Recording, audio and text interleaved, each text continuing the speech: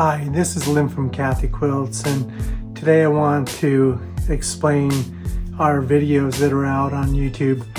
We've had a lot of our videos for years to help people who've purchased Unique or Block RockiT machines, and they're still out there, but many of them are now unlisted, and the only way to access those is if we share a link with you. So if you are looking for those videos, or you're looking for help with your Block RockiT or your Unique and you don't see that, then you can reach out. All of these videos are going to be available through Kathy Quilts University, and that requires a subscription. But if you're looking for just like an individual video and you just reach out to us, if that's all you're going to need, then we can share that link with you. But you'll need to email us, and so in the description I'll have a special email link that you can access.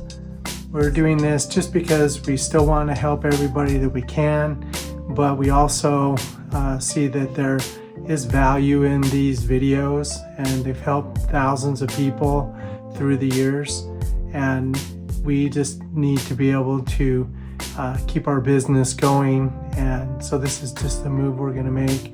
It might be unpopular with some people. We know people like free content, and it is available. You just need to reach out to us and we'll hook you up.